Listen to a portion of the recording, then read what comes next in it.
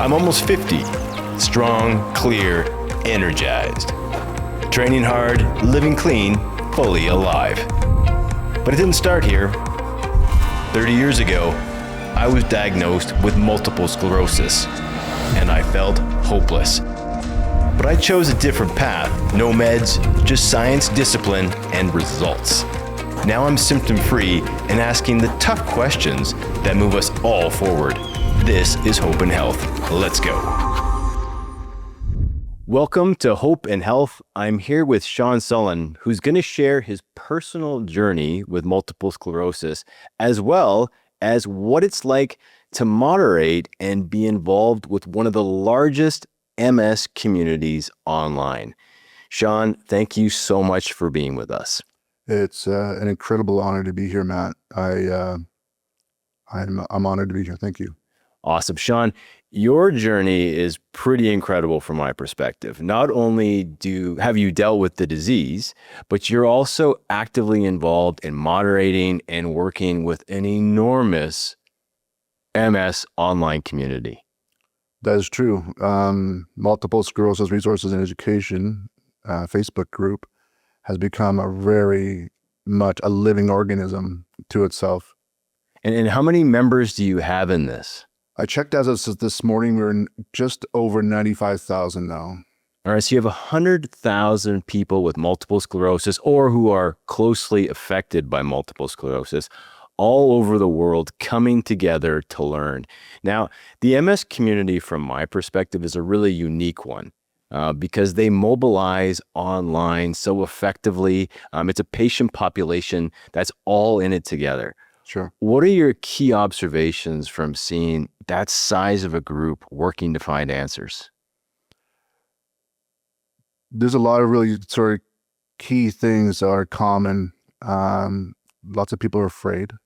Lots of people are terrified of their illness. There's a wide cross population as far as the way people approach their illness, from utter hopelessness to absolutely extreme positivity, and everything in the middle. Now, for you, being able to moderate that kind of thing, is this a challenge? I mean, if you've got people who are totally hopeless or helpless, I didn't say hopeless and helpless, I guess, to some extent. Sometimes, for sure. Yeah, and then some people who are just over the top positive, which, I mean, I can fall into that category, admittedly. What is it? How challenging is it to kind of walk both those lines to be able to give people the information that they need?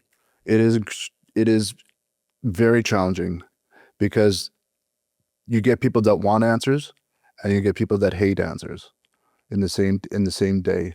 And as the admin on the group and the sort of founder of it, you got to be able to meet every one of them where they're at, regardless of how they come to you. So many people with MS are very afraid, and they're very angry, and they're very hurt, and they're also in a very compromised health state, which isn't just that you have an illness, that you have a life that's been compromised. Right. So you got to meet people where they're at, regardless of if they come to you angry or they come to you with a situation or for any reason. You got to be there for them, period. Now, how important is it to have these online spaces for people with MS and other diseases? I think it's vital, absolutely vital, critical even, life and death. Wow. No shrinking back on that one. It was forums and groups like yourself, honestly, and what you do, that shined a light down this path, that showed me that there are options other than the typical ones you get. Mm-hmm. In that community, you said something, kind of hit me, life and death. I mean, it's hard to kind of almost comprehend that the information, the choices, the dialogue that people are having in these groups that may just seem like, who cares about an online forum, right? But what you're saying is that these things are vital to the community. And how have you seen that?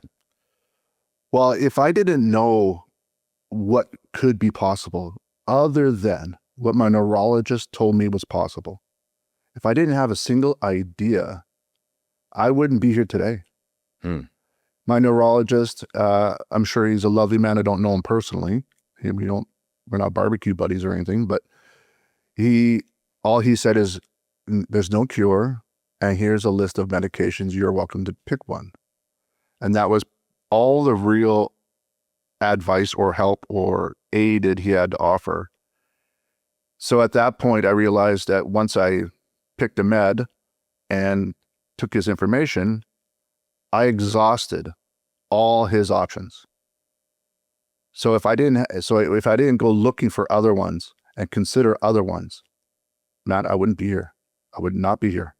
That's amazing. You know, this is a perfect segue to talk about your journey. I mean, I still want to get back and talk more about this huge forum you've created, because I personally think these types of things are so important. A lot of the work I do is online. I've seen how lives change, and I know that what you and your team are up to are affecting people and in real time. And that's the incredible thing. It's like you're curating, you're not advising, but you're just opening a door. But let's go back to your diagnosis and your story. So how did this all begin? I think anybody's journey to diagnosis is difficult to surmise in simple terms. But what I will do is I'll dial it back to 2019, 18 to 19. I am going through a divorce. The divorce has been at the end, what accumulates a long-term, not happy marriage. And all that goes with a not happy marriage. The divorce also facilitates the collapse of my 35-year-old business that I've been running. So in a moment, not only do I lose my marriage and my nuclear family, I also have my business collapse because of the nature of the relationship. And then the stress and trying to mitigate through that just becomes absolutely overwhelming, and I'm swimming in it, and I'm trying to move my way through it. And then I start to feel a numbness in my abdomen that starts, and I'm at this point, I'm working 2 jobs, and I'm trying to be a father for 2 kids, single dad. And this numbness starts to migrate around my torso, and I'm not really sure what it is. I'm just kind of like, I've heard of multiple sclerosis, but I don't know that I even knew somebody who had multiple sclerosis at that point. Right. I still to this day can't spell it. Right. Without looking it up. I have the same problem.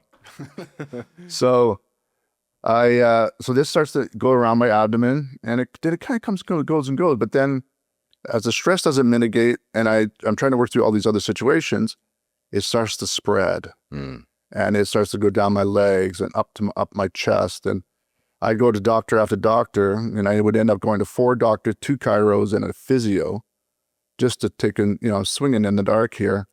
And at this point, by the end of these doctors, the numbness is from my chin down, and I literally can't feel my body. Wow.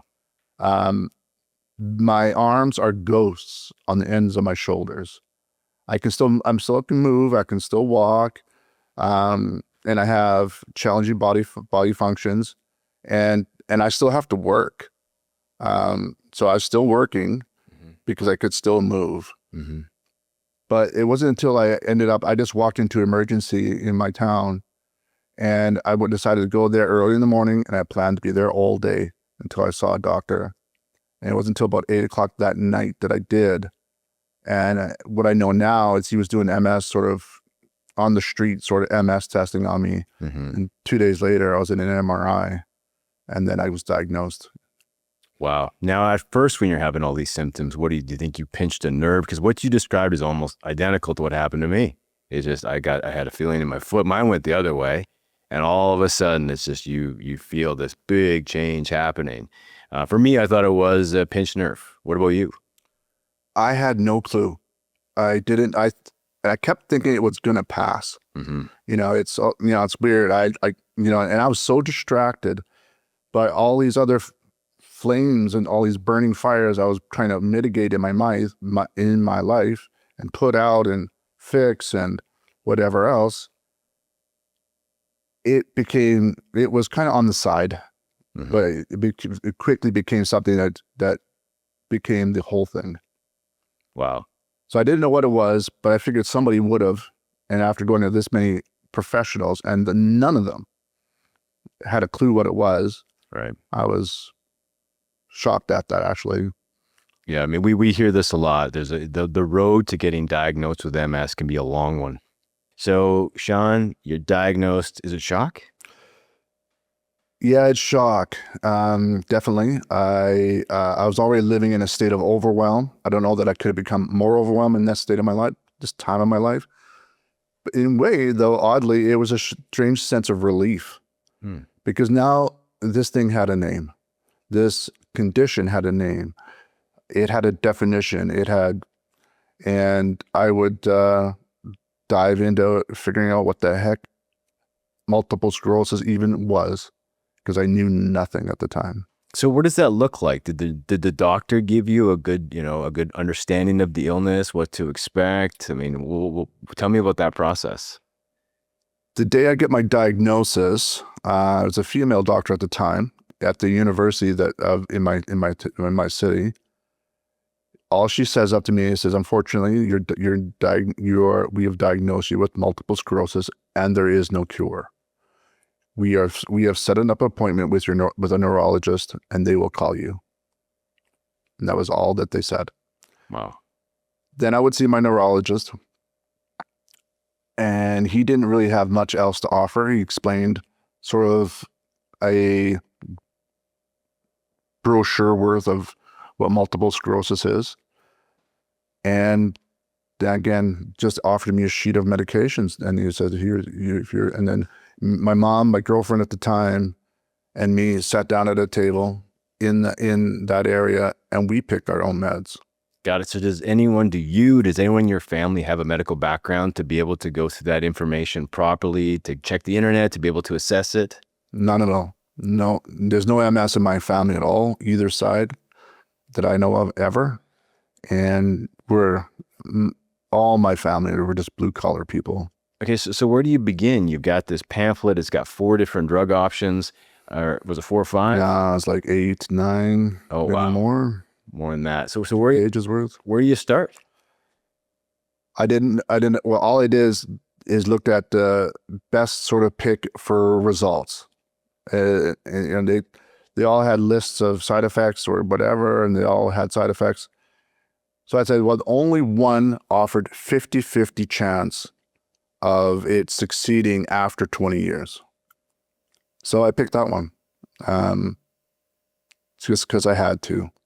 Now, did you stop there? I mean, obviously, I know you didn't, because your journey continues to today. That's why you're sitting here, Sure, sharing your story and doing what you do. What was inside you that told you, hey, you got to keep going, Shaun? No options. One of the best ways to learn to fly is jump off a cliff. And I was falling off that cliff. And so I've been self-employed my entire life. And everything that I've ever done to succeed in my life has been by own efforts. And from my income to my growth as a person, it has to be, if it was going to be, it was up to me. So I picked a med and went from there. And what does going from there mean? Did you go to the internet? Did you call some friends? Did you, watch some films? Like, what does that actually look like to start researching for you? Well, I went to the internet for sure. And I literally, for the next 6 weeks, in every other waking moment when I wasn't either sleeping or working or something, I was on the internet. And just trying to find one thing, answer a question. And I broke it down into, how do I deal with this? How do I deal with this symptom? How do I deal with, I have to, my memory's not good. So how do I deal with memory, fatigue, all the rest of it? And just kind of broke them down one by one. And then I would go down rabbit trails. One of the very first people that ever gave me any hope that the diagnosis of MS could be altered was a man named Bob Cafaro. Oh, yeah. Yeah. Yeah. And it's one of the first videos I ever saw. Yeah. And I think I watched that video, I don't know, once a day forever. Yeah. I don't know. I get it. And his Bob's story was absolutely inspirational. Yeah. I was moved to tears when I first saw it. Yeah. And then I started saying, you know what? Maybe that the needle on this thing can be moved by other ways than what I've been told. Okay, so when you saw Bob's story, I mean, what was it? What was it that gave you that glimmer of hope? Well, if you've seen the video, but it's a TED Talk, Yeah. and he tells his story, and the majority of the TED Talk, they're all 16 minutes, was on just his story. But the last part where he plays his cello, Mm-hmm. and the fact that he is playing a cello, and with the amount of MS he had, he had a worse MS condition than I did. Like his MRI looked like the 4th of July, whereas, and he's playing his cello as a professional. And for the audience and for people who are watching this online or on television, what are the broad strokes of what he did to get his health back? Well, his first thing he did was consume a ton of water.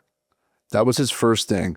He dived into water, and he found that moved the needle for him. And then he went into diet, and then he went into lifestyle in various factors. In the TED Talk, he doesn't go, I don't know that he goes super deep into his into his method. Just that, the story mostly. But I believe it was diet, but the first thing was water. Was his big thing. So now you're watching this story, you're super inspired. People can check out, he wrote a book too. With Bob, I saw the possibility. Here's a guy who had an impossible diagnosis of MS, who, if nothing more than lifted him up by his own bootstraps and got back to playing his cello again. And he did it just by his own efforts, not meds, no doctors, just diet and lifestyle and different choices. Wow. So you see this video, all of a sudden there's a new potential. There's different roads that are opening. What are your next steps? Well, it turned me on to the idea. So I decided I just kept looking, and I would find one person after the other who had these diagnoses, and they were able to do something without meds. And one of them was yourself. Mm-hmm. As well. And I sort of came across MS Hope, and I thought, diet. And here's a guy who's obviously doing well, and he just, diet and lifestyle and whatnot, and he's thriving. I thought, okay, what's he doing? And I would break it down. I would go through every group, and there was probably end of the day, it was like 3 major groups that kind of I dived into deep dives into them. Mm-hmm. One of them was yours. Terry Walls, mm-hmm. and then also George Jelinek group. Got it. So, all 3 of these people, all talking diet, 2 of them doctors, and me, not a doctor, but someone who's lived it. So now you've got Bob Cafaro, Dr. Terry Walls, Dr. George Jelinek, me. What do you do? I distill. In the midst of mitigating all the other factors in my life, I would kind of go through, and anything I found that was even helpful, and I mean anything, I make the joke that I don't know what I wouldn't have done or where I wouldn't have tried if it showed like it would have helped. Mm-hmm. But so what I did is I kind of started doing everything. I started doing supplementation and it's like that. So I took the best out of all of them, and I tried my best to stay as disciplined with them as I could. And what else are you doing right now to help your disease? I monitor my diet. I try and stay active as possible. I'm very sensitive to, I stay away from sugar, alcohol, just anything that can cause, inflammation, and anything that would cause anything. I'm very strict with my diet. Not that I'm flawless. I wish I was, mm-hmm. but I try and monitor my diet. And the more I move, the more I keep my blood rolling, the better I am. Now let's talk about the ability, what you did. You advocated for yourself. I mean, you made the decision to not stop with what your doctor told you. You trusted, obviously, Hopefully you trusted and verified. That's what I always tell people, trust but verify. Sure. But then you dug in. Can you talk about like the importance of advocating for yourself as a patient, no matter what disease you're diagnosed with? Well, I trusted my doctor in as much as he told me. I don't think the medical system is evil, and I don't think they're maniacal, but he did have in the offer just meds and see you in a year. And the meds really gave me no promise. I thought to myself, I could do meds and nothing else for 20 years. At the end of 20 years, if the meds don't work, I'm in grave trouble, and all that time is lost. Right. And I can't get it back. And by then, I'm in a very compromised state. So Shaun, you know that MS is a long road. For most people, it takes 10, 15 years before they experience, some significant problems. And beyond that, for a large percentage of people diagnosed with MS, it can be really problematic. So you figured this out. You saw this was a long game. Sure. So what kind of things did you do to start playing that game? Educating myself. I didn't know a thing about MS the day I get diagnosed. And the more I learned, the more hope I had. So I just kept learning, and I kept trying. And I was my own doctor at that point, in a sense. And I was also my own patient. So anything that sort of moved the needle, I would continue. Anything that didn't seem to move the needle, I would discontinue. Okay, so let's talk about that. What kind of things did you do? I mean, right now you're standing, you're mobile. I mean, you're almost, I guess, 6 years past diagnosis. Yeah, around about a little less, but yeah. Yeah, around 6 years. What kind of things did you implement into your life that moved the needle? Well, I did what Bob did. I started drinking tons of water, just because Bob said to work for Bob. So I found that improved, and I was still very sick, but I found that improved. And then I went strictly vegetarian to start with, because I thought, all vegetarians are healthy, so you just go vegetarian. Well, it wasn't sustainable. I was always hungry. Then I went supplements was the next thing. And I tried to do things to mitigate supplements for this symptom, supplements for that symptom. And I would end up with, I lost track, bins of them. And so I would try that. And I found that things would work. But then about a year or so into this journey, part of the journey, and I recovered probably about 70 to 80% from my worst day. Great. But I still have extreme fatigue, and cognition was really a struggle. But in this time, I would meet a lady who lives 2 hours from where I live, and she was progressive MS, and was in a wheelchair. Right. And she would get treated, and I heard this through the grapevine, that she would get treated, and over 13 days, and she would leave her wheelchair where she was treated. Yeah. And if you and I could go and get into a car right now, we can go meet her right now. And she's 10 years after that treatment and doing well. Okay. And her EDS was a 6.5. Yeah. When she was treated, and she's doing stellar today. So for people who don't know what an EDSS, it's EDSS, right? Or is it EDSS? Yeah, that's right. Yeah. It's more or less a score in how you're doing mobility wise. That's right. So when you're at 6 or -6, is it? No, it's a 6. 6, all right. It's 5. Things are pretty challenging. Yeah, she's in a wheelchair. And so what'd she do? She went to a clinic in India that does a particular variety of treatment. So over 13 days, they do 2 different treatments and physio over 13 days. One of them is a CCSVI, which we're all familiar with. Yep. The other one is a intrathecal injection into the spine. Yeah. So what that means for CCSVI, for our audience who doesn't know that, it's opening up any blockages in the jugular veins, or I believe even the azygos vein, making sure you have proper blood flow from your head to the rest of your body. And with treatment you're talking about, it's putting into the body. That's correct. Yeah. And she found incredible results. She went to India in a wheelchair, left it there. Fantastic. And walked.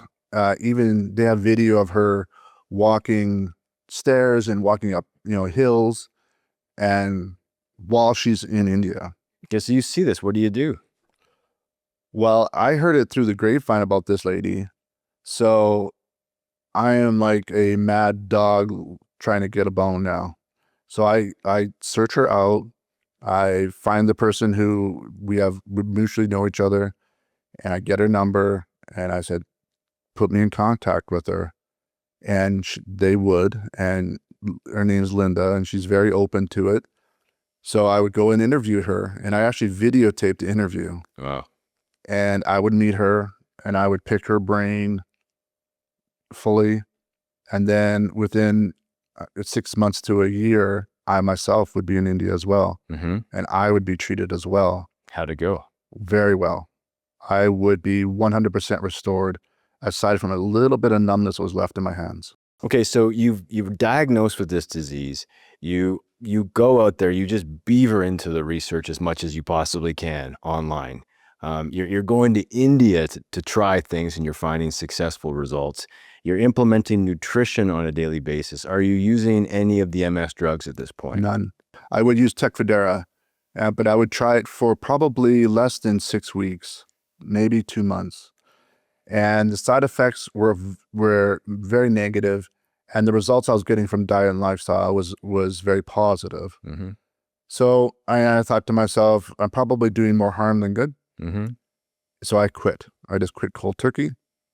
I never went back. So no meds now. So you're on this journey. You've done all of this research. You're exploring. What crosses you over to opening up a community, to trying to engage more people to share this information? I mean, you just could have like, I'm good. I'm back from India. I'm feeling fantastic. I got this diet. You could have just gone, lived your life, started your business again. Maybe you already have.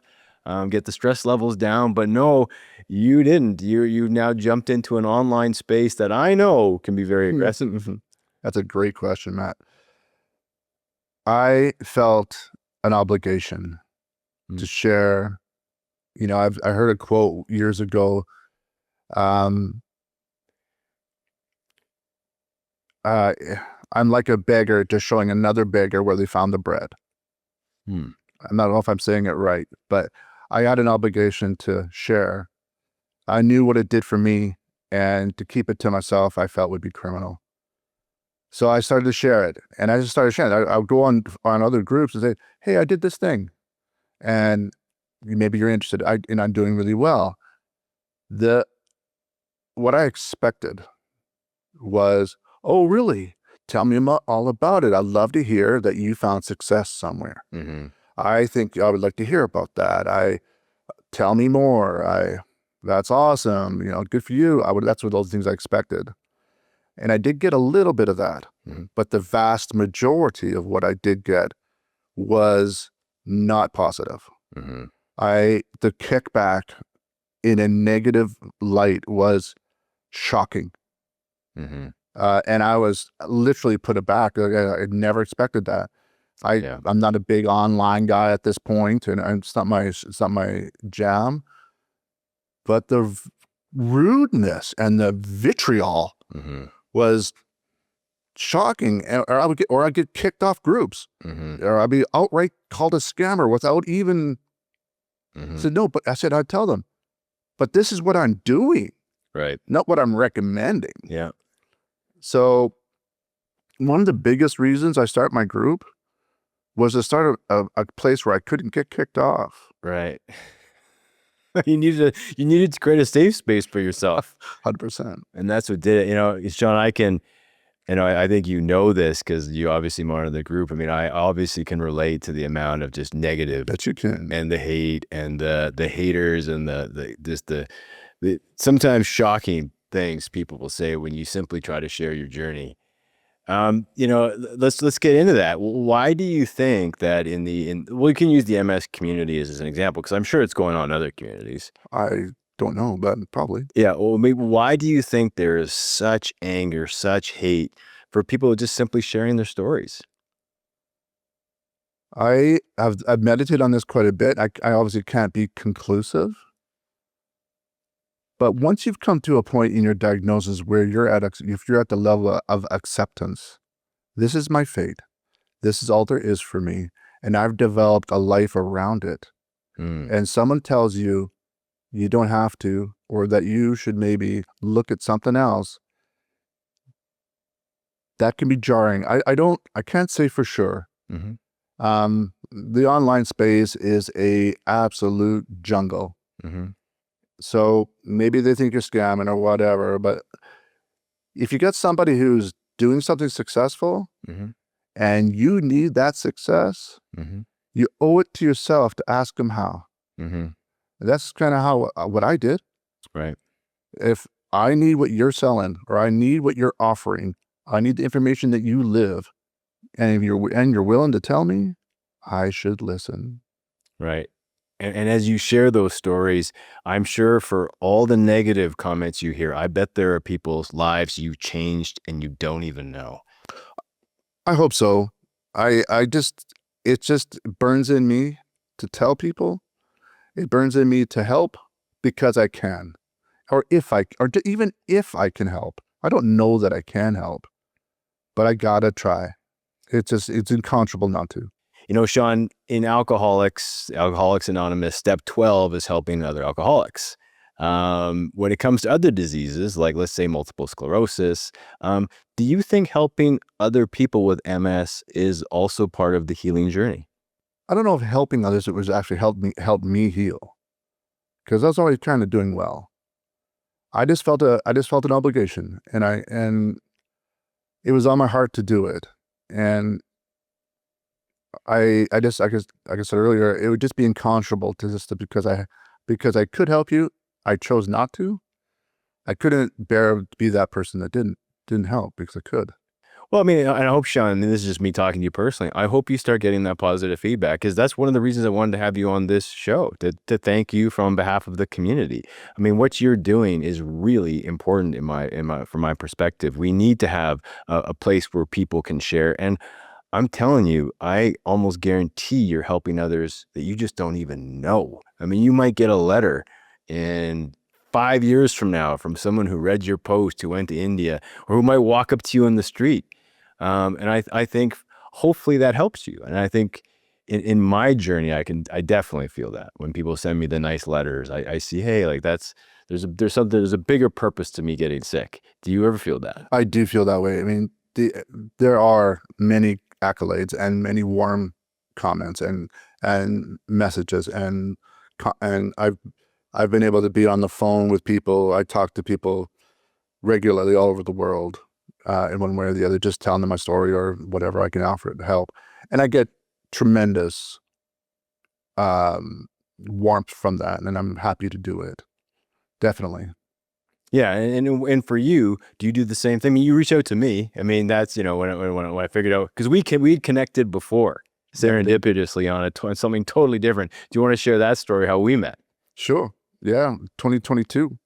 I'm still very much in my diagnosis at this time, very much in my illness.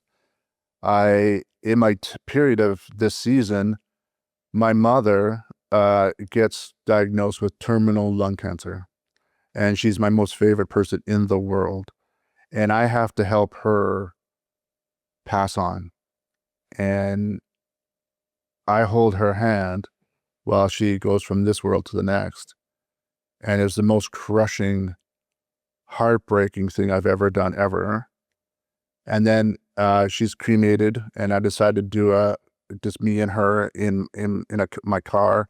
And we decided to go from my hometown to Tofino, and just drive.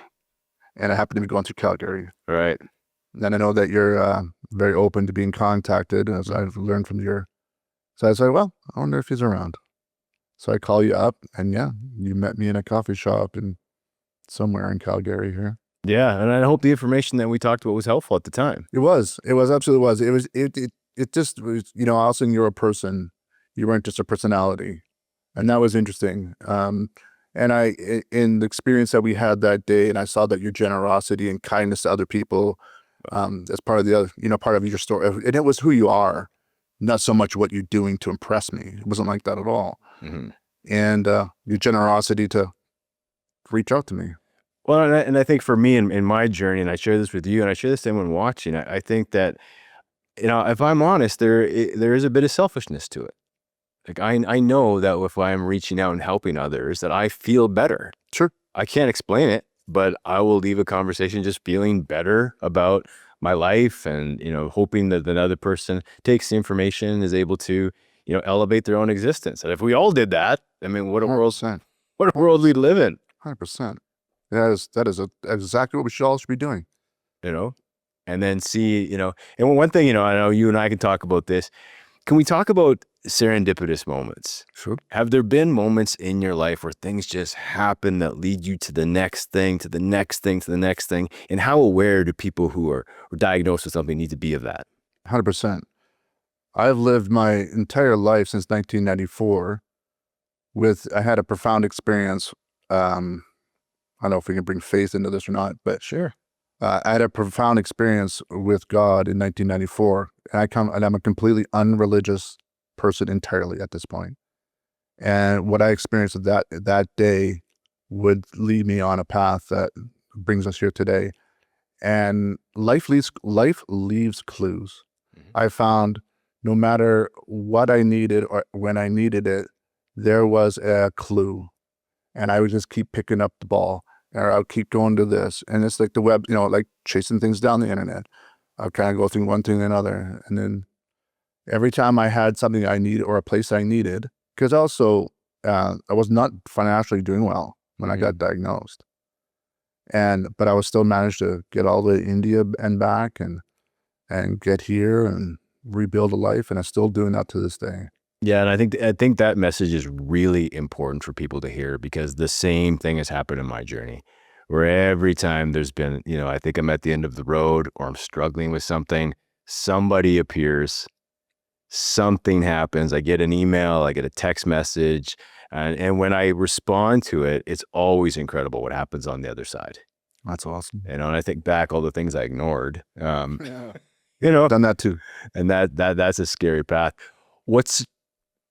What's next? Where is this journey going to take you? You've got almost 100,000 followers on your group. It's going to keep growing. You keep moderating.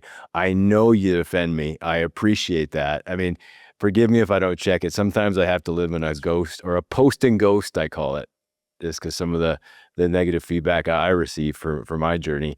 What's next for you? How big do you want to grow this, and what are you going to do? Well, when I start the group, I have no agenda. I just start the group to have a safe place to tell a story, and I had no idea that it was going to become what it became. And in no time, the numbers were just increasing rapidly without any plan. So where does it go next?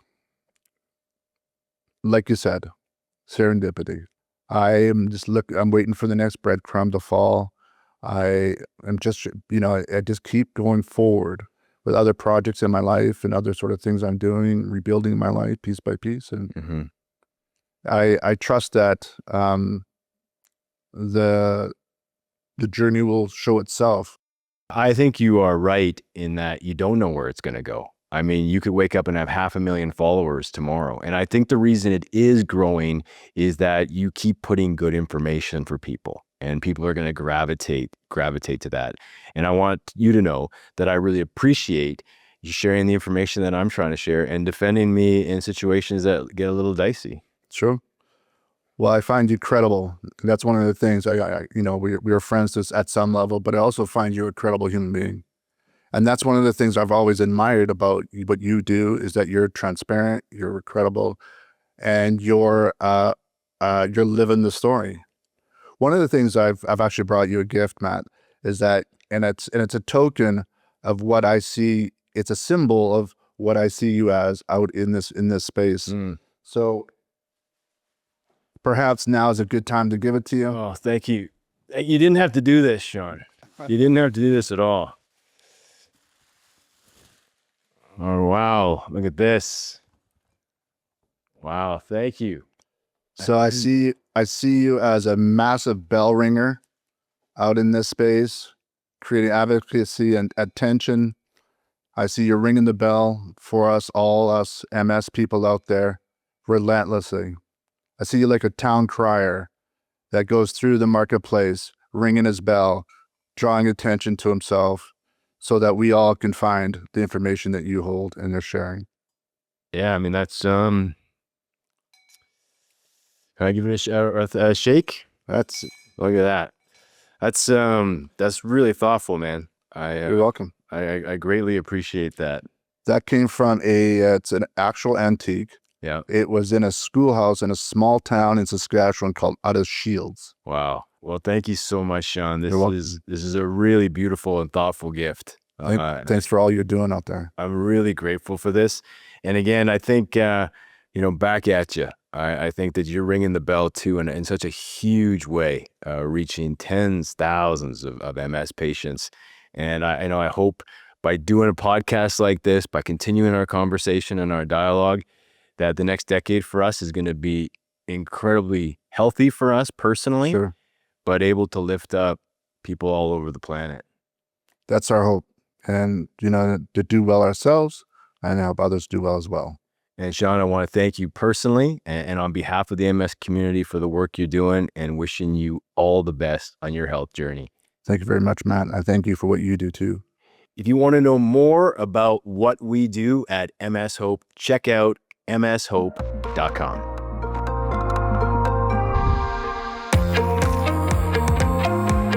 Thanks for joining us.